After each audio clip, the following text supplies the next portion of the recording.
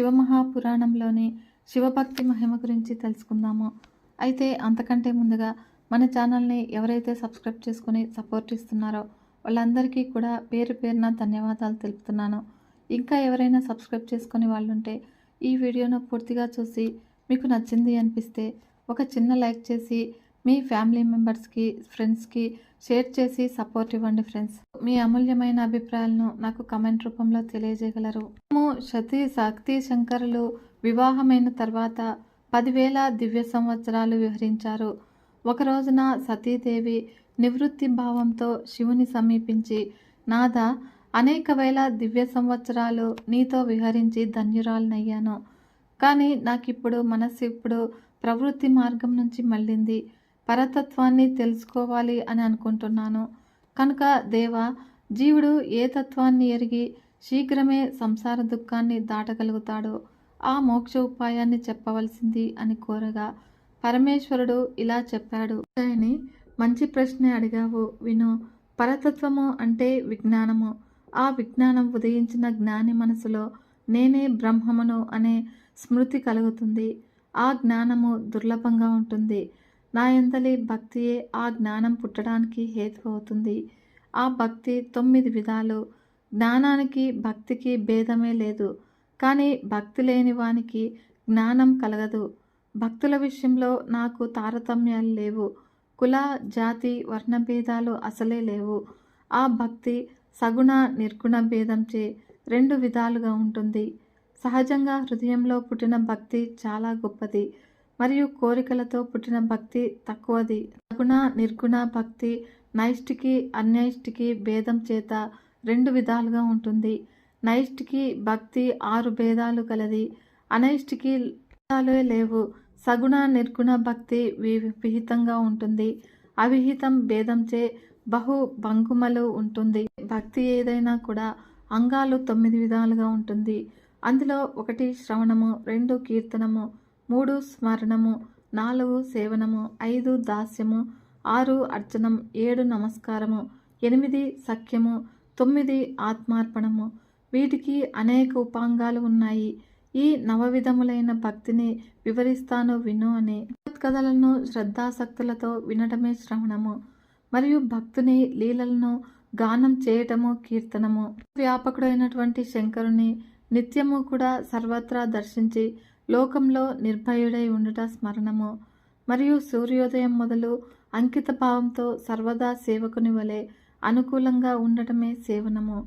భగవంతుని ప్రియునిగా భావిస్తూ అమృత రూపాన్ని ఆనందాన్ని అనుభవించడమే ధ్యాస్యము మరియు పాద్యం మొదలు షోడశోపచారాలతో పూజించడమే అర్చన. అష్టాంగములచే భూమిని స్పృశించుట వందనము.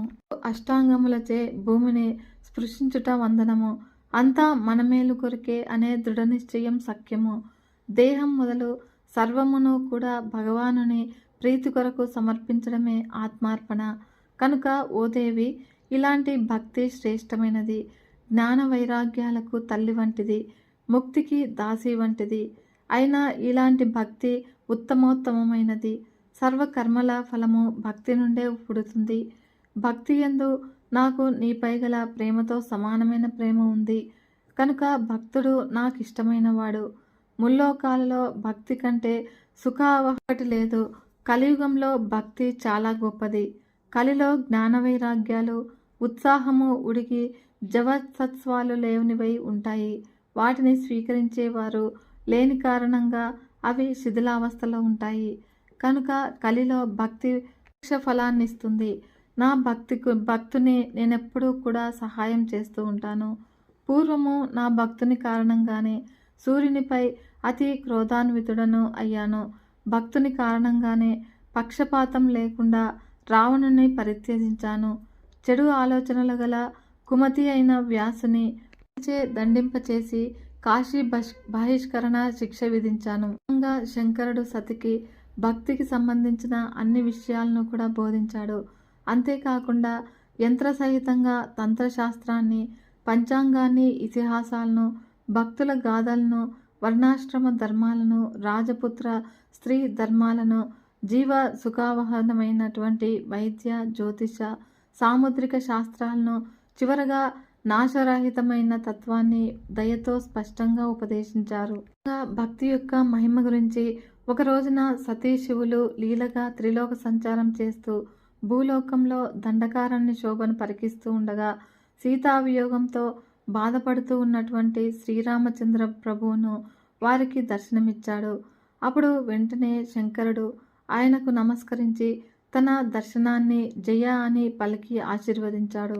ఆ దృశ్యాన్ని చూసినటువంటి సతీదేవి శివమాయ మోహితురాలై, నాథ, హరిబ్రహ్మాదులు సైతం కూడా మీకు నమస్కరిస్తారే, అలాంటి మీరు భూలోకంలో ఉన్నటువంటి ఒక మానవ మాతృనికి నమస్కరించారు, ఎక్కడైనా మృత్యునికి ప్రభువు నమస్కరించడం ఉంటుందా అని ప్రశ్నించింది. అప్పుడు పరమేశ్వరుడు ఇలా సమాధానం చెప్పాడు. ఓ దేవి, ఈ శ్రీరామచంద్రుడు సాక్షాత్తు విష్ణువే, లక్ష్మణుడు ఆదిశేషువు, సాధురక్షణ కొరకు ఆవిర్భవించిన అవతారాలవి. నీకేమైనా శంక ఉంటే పరీక్షించుకోవచ్చును అని అనగానే సతీ పతి మాట మీద తనకెంత విశ్వాసం ఉన్నా కూడా సహజంగా స్త్రీలు అనుమాన పీడితులు కనుక ఆ సమయంలో శివమాయ మోహితురాలై ఉంది కనుకను రామచంద్రుని పరీక్షించటానికి పూనుకొని సీతారూపంలో రామునికి దర్శనమిచ్చింది. అయితే మనసులో సత్యాన్నెరిగినటువంటి విష్ణువైన రాముడు శివనామాన్ని జపిస్తూ సతికి నమస్కరించి కుశలం అడిగాడు.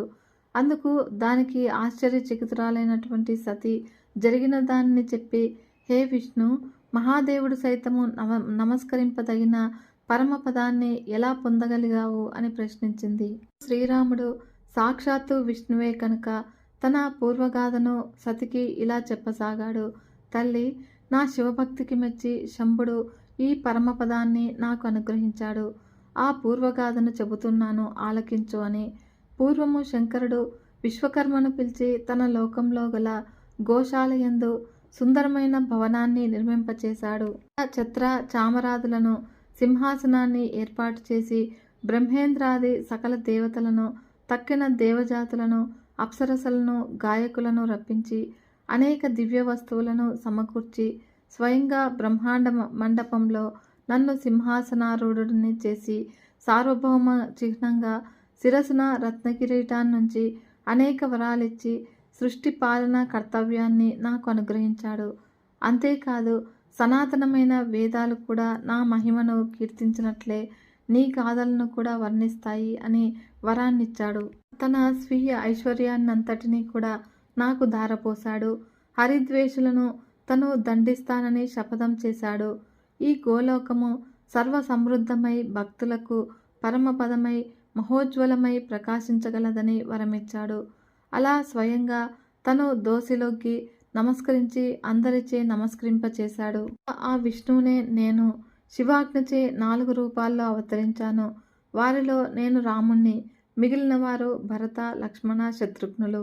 ఈ విధంగా తన పూర్వగాథను, వర్తమానాన్ని వివరించి ఆది దంపతులైన మీ దర్శన భాగ్యం చేత సీత నాకు క్లబ్ధవముగాక అని పలికి వన సంచారానికి వెళ్ళిపోయాడు శ్రీరామచంద్రుడు. భర్త అయినటువంటి శంకరుని మాట మీద ఆధారాన్ని కోల్పోయి స్వతంత్రించి శ్రీరాముని పరీక్షించి జ్ఞానోదయాన్ని పొందినటువంటి సతీదేవి శోక వ్యాపకులైతో భర్త ముందు నిలబడింది. అలా తలవంచుకొని నిల్చున్నటువంటి సతిని చూసి ధ్యాన మార్గంలో జరిగింది తెలుసుకొని తన పూర్వ ప్రతిజ్ఞను స్మరించి మనసులో విషాదాన్ని పొందాడు. ప్రవక్త, ధర్మకర్త అయినటువంటి పరమేశ్వరుడు వేదధర్మ ప్రపాలకుడు కనుక సతీదేవిని మనసులో పరిత్యజించి కైలాసానికి వెళ్ళిపోయాడు. అప్పుడు మార్గమధ్యంలో ఆకాశవాణి శివుని ధర్మనిష్టకు మెచ్చి, శంకర, నీవు ధన్యుడవు, నీతో సమంగా ప్రతిజ్ఞా పాలనను నెరవేర్చుకోగల మహాయోగి మరొకడు లేడు అని కీర్తించింది. అలా ఆ పలుకులను విన్నటువంటి సతీదేవి కాంతిని కోల్పోయి, నాథ, మీ ప్రతిజ్ఞ ఏమిటో నేను వినదగునా అని కోరినా కూడా శివుడు బదులు చెప్పలేదు. అప్పుడు సతీ ధ్యానంలో శంకరుణ్ణే ధ్యానించి సర్వాన్ని కూడా తెలుసుకొని నిట్టూర్పులు విడుస్తూ దుఃఖితురాలైంది.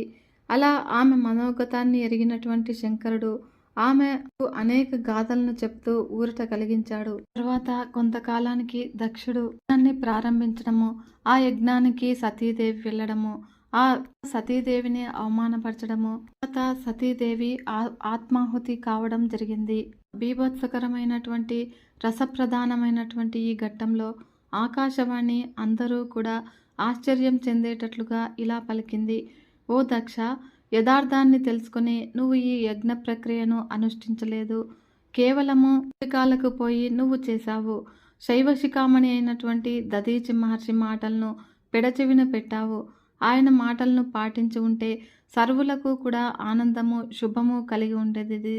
సర్వమంగళకరమైనటువంటి సతీదేవిని అవమానించావు. బ్రహ్మపుత్రుడననే గర్వించే మోహితుడవయ్యావు. కనుక పరమేశ్వరుని అర్ధాంగి అయినటువంటి ఆమె పరమతత్వమగు బ్రహ్మస్వరూపిణి. శంభుడు పరాత్పరుడు.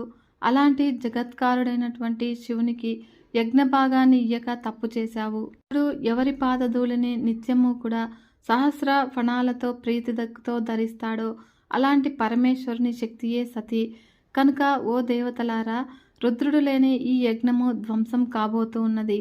మీరంతా కూడా వెంటనే స్వస్థానాలకు మరలిపోండి అని ఇలా పలికి ఆకాశవాణి అదృశ్యురాలైంది. ఆకాశవాణి పలుకులకు అందరూ కూడా విషయం తెలుసుకుని విమూఢులై లేచి నిలబడ్డారు. ఇక అక్కడ తరుమబడ్డ శివగణము రుద్రుని ఆశ్రయించి జరిగిన విషయాన్ని అంతా కూడా యథాతథంగా విన్నవించారు. అప్పుడు దక్షుడు చేసిన నిందను, సతీదేవి పొందిన అవమానాన్ని, ఆమె దేహత్యాగాన్ని గూర్చి శివగణము నోట విన్నటువంటి రుద్రుడు బగ్గున మండిపడి భూమి కంపింప పాదతాండవం చేసి ఒక జడను ఊడబెరికి పర్వతంపై క్రోధావేశంతో విసిరికొట్టాడు. ఆ జట 2 ముక్కలై అందులో నుంచి ప్రళయకాల మహాభైరవ రావం పుట్టింది. పూర్వభాగం నుండి మహాభీముడు, గణాగ్రణి అయినటువంటి వీరభద్రుడు జన్మించాడు. అతను పుడుతూనే ప్రళయకాల నల సంకాశుడై భుజుడు అయినటువంటి వీరభద్రుడు భూమండలాన్ని అంతా కూడా వృత్తంగా చుట్టి ఆ పైన 10 అంగుళాలు ఆక్రమించాడు. ఆ పైన మహారుద్రుని కోప నిశ్వాసం నుండి 100 జ్వరాలు, 13 సన్నిపాత రోగాలు పుట్టాయి. జట యొక్క ఉత్తర భాగం నుంచి భూతకోటి పరివృత అయినటువంటి మహాకాళి జన్మించింది. మూర్తిమంతమైన ఆ క్రూర జ్వరాలు సర్వలోకాలను కూడా భయపెడుతూ సర్వాన్ని కూడా దహిస్తాయా అన్నట్లుగా ఉన్నాయి. వీరుడైనటువంటి వీరభద్రుడు చేతులు జోడించి పరమేశ్వరునకు నమస్కరించి ప్రణామం చేసి వినయంగా ఇలా ప్రార్థించాడు. మహారుద్ర, నీవతి భయంకరుడు. సూర్యచంద్రాగ్నులు నీ నేత్రాలు. నా కర్తవ్యమేమిటి? ఆజ్ఞాపించండి. క్షణార్థంలో సముద్రాలను శోపింపచేయమంటారా? పర్వతాలను పిండి చెయ్యాలా? బ్రహ్మాండాన్ని భస్మం చెయ్యనా? దేవతలను అవమానించనా? కినుకతో శిక్షించనా? వాయు సంచారం నిరోధించనా? కనుక నీ అనుగ్రహంచే నేను చెయ్యలేని పని లేదు. హే శంభో, మీ సంకల్పం మాత్రం చేతనే కార్యాలు నెరవేరుతాయి. అలాంటిది మీరు వాక్కు చేత శాసిస్తే నేను ఎలాంటి దుర్ఘటనైనా కూడా కార్యాన్నైనా సాధించగలను. అంతా మీ అనుగ్రహము అనగానే సర్వమంగళుడైనటువంటి రుద్రుడు వీరభద్రుని ఉత్సాహవచనాలకు సంతోషించి ఇలా ఆజ్ఞాపించాడు. వీరభద్ర, నా ఆజ్ఞను వెంటనే నెరవేర్చి నాకు సంతోషాన్ని కలిగించు. విను, కలుడు మహాగర్వి మూర్ఖుడు అయినటువంటి దక్షుడు యాగం చేస్తూ ఉన్నాడు. యాగాన్ని యజ్ఞ పరికరాలను భస్మం చెయ్యి. అంతేకాదు దేవ గంధర్వ యక్షులను ఇంకా అక్కడున్న వారిని భస్మం చెయ్యి. అక్కడ విష్ణువు, బ్రహ్మ, యముడు కూడా ఉన్నారు. వారిని పడగొట్టు. దధీచి మహర్షి మాటలను ఉల్లంఘించి ఎవరైతే అక్కడున్నారో వారందరినీ కూడా భస్మం చెయ్యి. నానాకర్షణ మంత్రాలతో వారందరినీ కూడా ఒకే చోటుకు చేర్చి అగ్ని జ్వాలలతో దహించు. వీర దక్షుడు మొదలగు వారినందరినీ కూడా వారి భార్యలను, బంధువులను అవలీలగా భస్మం చేసి జలాలలో కలిపి పానం చెయ్యి. యజ్ఞంలో వేద విధులు పరిరక్షించే ఋత్విక్కులను కూడా వదలకు అనగానే మహేశ్వరుని వచనాన్ని ఆదరంతో విని ఆయనకు ప్రణామం చేసి శివుని శాసనాన్ని శిరస్సున ధరించి యజ్ఞస్థానానికి బయలుదేరాడు వీరభద్రుడు. ఆయనకు తోడుగా శోభార్థము అరివీర భయంకరులు, ప్రళయాగ్ని సదృశులు అయినటువంటి కోట్లాది గణాలను వెంట పంపించాడు శంభుడు. ఆ గణాలు వీరభద్రుని వెనుక నడుచుకుంటూ వెళ్ళాయి. కాలకాలులైనటువంటి వారితో కూడా శేషభూషణుడు, సహస్రభుజుడు, నాగాభరణ శోభితుడు అయినటువంటి వీరభద్రుడు ప్రబలాతి వీరుడైనటువంటి రథస్థుడై బయలుదేరాడు. రథం 10,000 చేతుల ప్రమాణము కలది. 10,000 సింహాలు లాగుతూ ఉన్నాయి. ఇంకా అనేక సింహ, శార్దూల, మకర, మహామీన, గజాదులు పార్శ్వ రక్షక దళాలుగా నడుస్తూ ఉన్నాయి. కాళీ, కాత్యాయని, ఈశాని, చాముండ, ముండ, మర్దిని, భద్రకాళి, భద్ర, వైష్ణవి ఈ నవదుర్గలతో కూడి మహాకాళి భూతగణ సేవితయ్యై దక్ష సంహారానికై బయలుదేరింది. వారితో పాటుగా శాకిని, డాకిని, ప్రమదగణాలు, యక్షులు, కూష్మాండులు, పర్పటులు, చటకులు అది బ్రహ్మరాక్షసులు కూడా తరలి వెళ్లారు. వీరులైనటువంటి భైరవులు, క్షేత్రపాలకులు శివాజ్ఞచే నడిచారు. యోగిని సమూహం 64 గణాలతో కదిలింది. ఆ గణాధ్యక్షులు ఎవరనగా శంకుకర్ణుడు, కేకరాక్షసుడు, వికృతుడు, విశాఖుడు, పారియాత్రికుడు, సర్వాంకకుడు, కేశుడు, సమదుడు, దుద్రడుపుడు, కాళీషుడు, సర్వాంకుడు, కోటికుండు వీరందరూ కూడా వివిధ సంఖ్యాగణాలతో బయలుదేరారు. వీరే కాకుండా సంనాథుడు, పిప్పలుడు, తాపనుడు, మహావేశుడు, కుండి, పర్వతకుడు, కాలుడు, కాలకుడు, మహాకాలుడు అందరూ కూడా కంటి చూపుతో మంటలు రేపే భయంకరాకారులు కోట్ల సంఖ్య గణాలతో దక్షయజ్ఞ ధ్వంసానికై వెంట నడిచారు. వీరందరూ అసంఖ్యాక గణాలతో అట్టహాసంగా వీరభద్రుణ్ణి అనుసరించారు. ఇంకా శివాజ్ఞచే తరలి వెళ్ళినటువంటి వారెవరు వరుసగా పుంగవుడు, పూర్ణభద్రుడు, తాళకేతువు మరియు సహస్రకుడు వీరంతా కూడా ఉత్సాహంతో ముందుకు కదిలారు.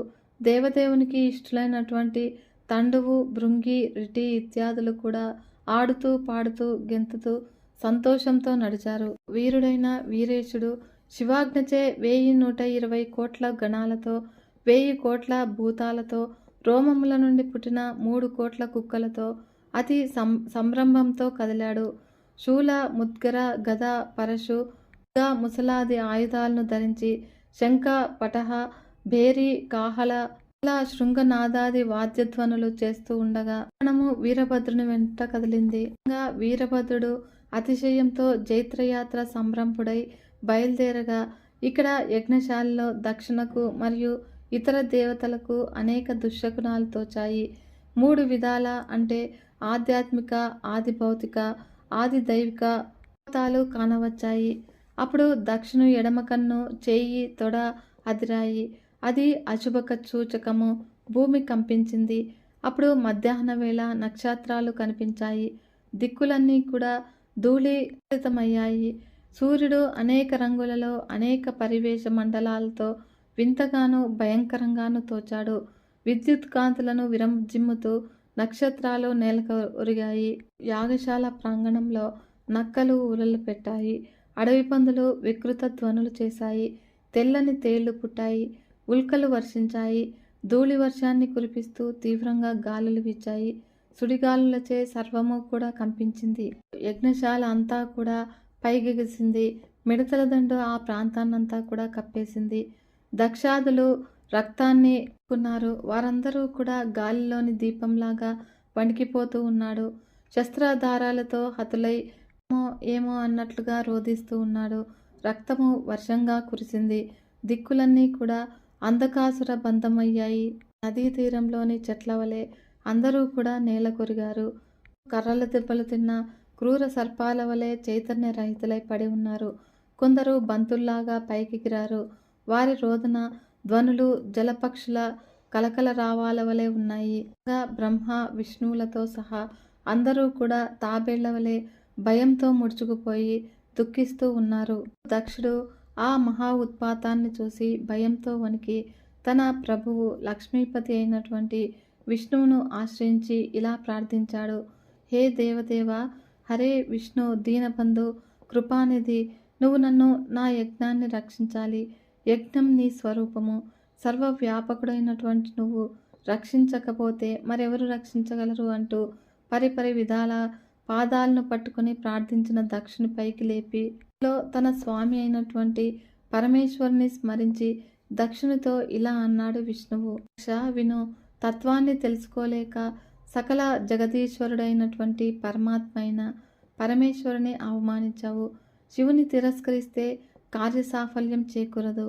ఎక్కడ పూజింపతగిన వారు పూజింపబడక అపూజ్యులు పూజింపబడతారో అక్కడ దారిద్ర్యము, మరణము, భయము, నాశనము ఇవి సంభవిస్తాయి.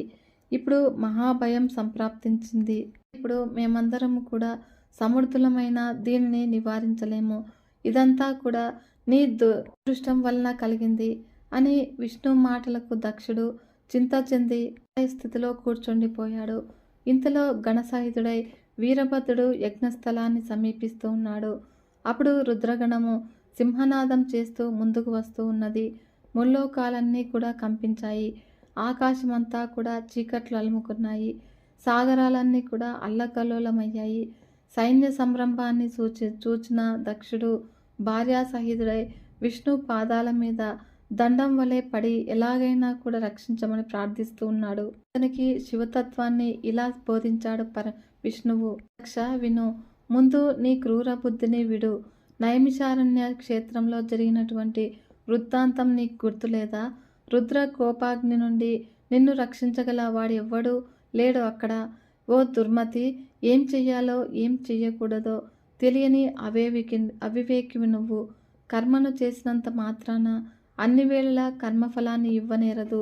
ఏ కర్మాచరణ వల్ల మానవుడు ఉన్నతిని పొందుతాడో అది అతనికి కర్తవ్య కర్మ అవుతుంది. కనుక కర్మఫలాన్నిచ్చేవాడు ఈశ్వరుడు ఒక్కడే. ప్రార్థనను విడిచి కేవలం జ్ఞానాన్ని ఆశ్రయించిన జ్ఞానులు గాని, జ్ఞానాన్ని విడిచి కేవల కర్మలను ఆశ్రయించిన కర్మలు గాని ఉత్తమగతిని పొందలేరు. నీ అవివేకానికి ఫలంగా ఈ ముప్పు సంభవించింది. కనుక రుద్రుని కోపాన్ని నుండి పుట్టిన వీరభద్రుడు అకాల రుద్రుడై యజ్ఞాన్ని మనలను నాశనం చేయటానికి వస్తూ ఉన్నాడు. అతనికి అశక్యం అనేదే లేదు. మనలందరినీ కూడా కాల్చి చంపిన తర్వాతనే అతడు ప్రసన్నుడవుతాడు. దదీచి మహర్షి చేసిన శబదాన్ని భ్రమచే ఉల్లంఘించి నేనిక్కడనే ఉన్న కారణంగా నీతో పాటు నాకు కూడా ఈ దుఃఖము అనివార్యమైంది. కనుక దక్ష, అతనిని నివారించగలిగే శక్తి నాకు లేదు. నేను కూడా శివద్రోహం చేశాను. శివద్రోహికి 3 కాలాల్లోనూ కూడా సుఖం లేదు. ఈ సుదర్శన చక్రము వీరభద్రుని తగులుకోదు. ఇది శైవ చక్రము. శివభక్తుల జోలికి అసలే పోదు. నిజానికి ఈ చక్రము మనలను ఈపాటికే సంహరించకపోవటానికి గొప్ప దయగా భావించాలి. ఈ పైన ఈ చక్రము నా సన్నిధిలో ఉండబోదు.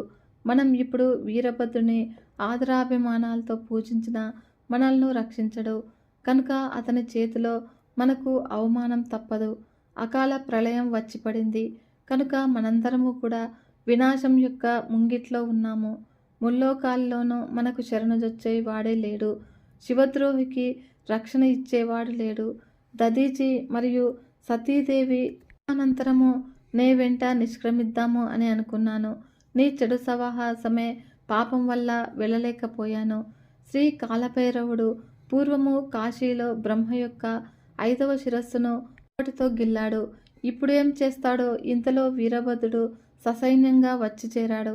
పలికినటువంటి హితోపదేశాన్ని గుండె దిటువులేని మాటలుగా భావించి ఆయనను పరిహసించి అమరేంద్రుడు వజ్రపాణి అయి సకల దేవతా సమూహంతో కూడి యుద్ధానికి సన్నిద్ధుడయ్యాడు. అప్పుడు ఇంద్రుడు ఐరావతాన్ని, అగ్ని మేకను, యముడు మహిషాన్ని, మకరాన్ని, వాయువు లేడిని, కుబేరుడు పుష్పకాన్ని అధిష్ఠించి ఆయుధాలను చేబూని రణానికి సిద్ధమయ్యారు. అప్పుడు అష్టదిక్పాలకులు అనుచరగణమంతా కూడా ఆయుధపాణీలైన అవక్ర పరాక్రమంతో పాలకుల వెంట నడిచారు. ఇలా ఒక్కసారిగా శంఖభేరి డిండుమలు వాద్యధ్వనులు మెరిశాయి. దేవతలకు రుద్రగణాలకు మధ్య పోరు మొదలైంది. శివమాయ మోహితులై దేవతలు రుద్రగణాలను అత్యుత్సాహంతో చేస్తూ ఉన్నారు. బల్లాలతో, బాణాలతో, ఖడ్గ పరశు తోమరాలతో, నానావిధ ఆయుధాలతో చేతులు నరికి శిరస్సులపై పొట్టల్లో పొడిచి మెడలు నమిలి విడిచి కనుగుడ్లు పీకి పేగులు తెంచి దారులను వర్షింపచేసి శివగణాలను యుద్ధ పలాయుతులను చేశారు. దేవతల ఈ ప్రథమ విజయానికి కారణము భృగు మహర్షి యొక్క మంత్రబలము. ఆయన దీక్షితుడైనటువంటి దక్షిని సంతుష్టుని చేయటానికి మంత్రోచ్చాటన చేశాడు. గణాలు వెనుదిరిగి రావటాన్ని చూసినటువంటి వీరభద్రుడు తోక తొక్కిన చుక్క వంటి తన చేతిని ఊపుతూ వచనాలను పలుకుతూ మహాత్రిశూలాన్ని ధరించి పశువుల కాపరి మందను మళ్లించినట్లుగా గణాలను తిరగొట్టేశాడు. గణాలు దేవతలను కత్తులతో నరికి, ఇనుప కళ్ళతో పొడిచి, గండ్రగొడ్డళ్లతో వేటాడి, రంపాలతో కోసి, తో పేగుల్లాగి మహాబీభత్సంగా సంహరించడం మొదలుపెట్టారు. ఆ యుద్ధం చేస్తున్నప్పుడు దేవతలంతా కూడా భయపడి అక్కడి నుంచి పారిపోయారు. వారిలో వారు సంప్రదించుకొని బుద్ధిమంతుడైన బృహస్పతిని చేరి యుద్ధంలో సిద్ధిని పొందే ఉపాయాన్ని చెప్పి ముప్పు తొలగించమని బతిమలాడారు. అంతటా దేవగురువు కరుణాన్వితుడై చిత్తంతో శివుని స్మరించి ఇంద్రునితో ఇలా అన్నాడు: పూర్వము విష్ణువు చెప్పినదంతా ఇప్పుడు ప్రత్యక్షంగా జరుగుతోంది. ఓ అమరేంద్ర, నేను చెప్పేది విను. కర్మలన్నింటికీ కూడా ఫలాన్నిచ్చేది ఈశ్వరుడొక్కడే ఉన్నాడు. ఆయన కూడా కర్మఫలాన్ని కర్త యొక్క కర్మను అనుసరించే ఇస్తాడు గాని కర్మ లేని సందర్భంలో ఫలాన్ని ఇయ్యడు. కనుక ఈ కర్మ యొక్క పోకడను గొప్పదే. సర్వ పంత్రాలు, ఔషధులు, అభిచార కర్మలు, శ్రౌత స్మార్త కర్మలు, పూర్వోత్తర మీమాంసాది తదితర శాస్త్రాలు, వేదాలు, మంత్ర తంత్ర జప ధ్యానాదులు ఇవేవి కూడా ఆ ఈశ్వరునికి సాక్షాత్కరింప చేయలేవని పూర్వర్షులు చెప్పారు. వేదాలను 10,000 సార్లు పారాయణ చేసినా కూడా జీవునికి ఈశ్వర దర్శనం లభించదు. నీవే తప్ప మరొక గతి లేదు అని శరణాగతులైన భక్తులకు ఆయన దర్శనమిస్తాడు. ఇది వేదవచనము. సదాశివుని అనుగ్రహం చేత మాత్రమే శాంతము, శ్రేష్టము, నిర్వికారము అయిన దృష్టి లభిస్తుంది. ఆ దృష్టి చేతనే ఆయన తెలపబడతాడు. ఇంద్ర, నువ్వు మాయామోహితుడవై అజ్ఞానంతో లోకపారులతో కలిసి జ్ఞానానికి వచ్చావు. ఇక్కడ ఏమి విక్రమాన్ని చూపుతావు? ఈ రుద్రగణాలు అధర్వ విధ్వంసానికై వచ్చారు. ఆ పని చేసి వెళతారు. దీన్ని తప్పించే ఉపాయమే లేదు. ఇది ముమ్మాటికి సత్యము. దిక్పాలకులంతా కూడా కర్తవ్యం తెలియక పడుతూ ఉన్నారు. సమయంలో వీరభద్రుడు తన రచనల్లో శివుని స్మరించి దిక్పాలకులతో వ్యంగ్యంగా ఇలా అన్నాడు: ఓ దిక్పాలకులారా, ఏం తిందామని వచ్చారు ఇక్కడికి? యజ్ఞభాగాలన? నా వద్దకు రండి. మీ భాగాలను సమంగా పంచుతాను. ఓ శుక్ర, ఓ అగ్ని, ఓ సూర్య, ఓ ఇంద్ర, ఓ కుబేర, వరుణ, యమ, ఓ ఈ శేష, ఓ దేవతలారా, ఓ రాక్షసులారా, ఓ విద్వాంసులారా, మీరంతా కూడా ఇలా రండి. మీకు తృప్తి కలిగేటంతగా ఆవిర్భాగాలను ఇస్తాను. మీరు దుష్టులతో అగ్రగణ్యులు, రుద్రుడు లేని యజ్ఞానికి భద్రంగా తిరిగి వెళదామనే వచ్చారా? వెటకారపు మాట్లాడి వీరభద్రుడు ఇంద్రునితో సహా అందరినీ కూడా బాదాడు. అప్పుడు వారందరూ కూడా పారిపోగా యజ్ఞశాల సమీపానికి వచ్చాడు. అక్కడి ఋషులు అతన్ని చూసి భయపడి విష్ణువును సమీపించి రక్షించమని వేడుకున్నారు. అప్పుడు ఋషుల ప్రార్థనను ఆలకించి సర్వము తెలిసిన వాడైన హరి స్థితిపాలకత్వ కర్తవ్యాన్ని నిర్వహించని రోజుడై ఆయుధాలతో నిలిచాడు. అయితే విష్ణువును చూడగానే వీరభద్రుడికి పాపిని చూసిన యముని వలె, గజేంద్రుని చూసిన కేసరి వలె కనుబొమలు పడ్డాయి. వెంటనే ఇలా అన్నాడు: ఓ హరి, ఈనాడు మహాదేవుని శబదాన్ని ఎలా ఉల్లంఘించగలిగావు? నీ చిత్తంలో గర్వం ఉంది. నువ్వెందుకు వచ్చావు? నీకు రక్షకుడు ఎవరు? నిన్ను నువ్వు రక్షించుకో. లేని వాడవు యజ్ఞానికి రక్షకుడివి ఎలా అవుతావు? దాక్షాయిని ఏమి చేసిందో చూడలేదా? దదీచి మహర్షి హితాన్ని నువ్వు వినలేదా? నీకు తాను యజ్ఞభాగాన్ని. ఓ హరి, ఇదిగో నీ వక్షస్థలాన్ని చీల్చి నీకు కూడా భార్య లేకుండా చేసి నా స్వామికి సంతోషాన్ని కలిగిస్తాను. నిన్ను దగ్ధుణ్ణి చేస్తాను. నువ్వు శివద్రోహివి. వీరభద్రుడు పలగ్గా బుద్ధిశాలైనటువంటి విష్ణువు వీరభద్రుని రోషవాక్కులను విని నవ్వుతూ ప్రీతితో ఇలా అన్నాడు: ఓ వీరభద్ర, శంకర సేవకుడువైన నీవు నేను శివద్రోహి అని అనకు. ఈ దక్షుడు నా భక్తుడు. అనేక సార్లు యజ్ఞానికి రమ్మని పిలిచాడు. నేను భక్త పరాధీనుడను. అది నా వ్రతము. అందుకనే వచ్చాను. శంకరుడు కూడా భక్త శంకరుడు కదా. వీరభద్ర, ఇక జగడమంటావా? నువ్వు నన్ను నివారించు. నేను నిన్ను అడ్డుకుంటాను. ఏం జరగాలో అదే జరుగుతుంది. నా పరాక్రమాన్ని చూపుతాను. గోవిందుని పలుకులకు మహాభుజుడైనటువంటి వీరభద్రుడు సంతోషించి వినయంతో నారాయణునకు నమస్కరించి ఇలా అన్నాడు. మహాప్రభో, నా స్వామి అయిన రుద్రునకు ప్రియుడమైన పని తెలిసి చాలా ప్రీతుడనయ్యాను. నాకు శివుడు ఎట్లో మీరు కూడా అలాగే, ఎలాగో శివుడు కూడా అలానే. వేదాలు మీ ఇరువురి విషయంలోనూ కూడా అలాగే మాట్లాడుతూ ఉన్నాయి. మేమందరము కూడా రుద్రసేవకులము. హే లక్ష్మీ వల్లభ, ఇప్పుడు ఇక్కడ నడుస్తూ ఉన్నటువంటి ఘర్షణకు అనుకూలంగా మాత్రమే మాట్లాడాను. నా యందు దయ చూపండి. వీరభద్రుని మాటలకు విష్ణువు నవ్వి, నువ్వు వేడి యుద్ధం చెయ్యి. నీ అస్త్రపాతం చే నా శరీరం నిండిన తర్వాతే నుంచి కదులుతాను అని నిశ్చయంగా పలికాడు. ఇద్దరూ కూడా తమ గణాలతో యుద్ధ సన్నద్ధులయ్యారు. మహాబలుడైనటువంటి వీరభద్రుడు శంకరుని స్మరించి రథాన్ని అధిరోహించి అస్త్రాలను ధరించి సింహనాదం చేశాడు. విష్ణువు కూడా పాంచజన్యాన్ని పూరించాడు. ఆ శంఖారావాన్ని విని ఇంతకుముందు పారిపోయినటువంటి దేవతలు కూడా వచ్చి చేరారు. అప్పుడు దిక్పాలకులంతా కూడా వారి వారి గణాలతో వచ్చి వీరభద్రునితో యుద్ధానికి తలపడ్డారు. ఇలా రెండు గణాల మధ్య భయావహమైన ద్వంద్వ యుద్ధం జరిగింది. ఇంద్రుడు నందిని ఢీకొని పంచుల కత్తితో కొట్టాడు. అప్పుడు నంది ఇంద్రుని త్రిశూలంతో వక్షస్థలంపై పొడిచారు. అగ్ని, విష్ణుగణాలు, కుబేరుడు, బలశాలి అయినటువంటి కూష్మాండ పతితో యుద్ధానికి దిగారు. శివగణ శ్రేష్ఠుడైనటువంటి వీరేశ్వరుడు యమునితో దిగాడు. చంద్రుడు పూర్తికి ఎదురు వెళ్లి ఢీకొని అస్త్రాలతో కొట్టి హింసించి పరిహాసం చేశాడు.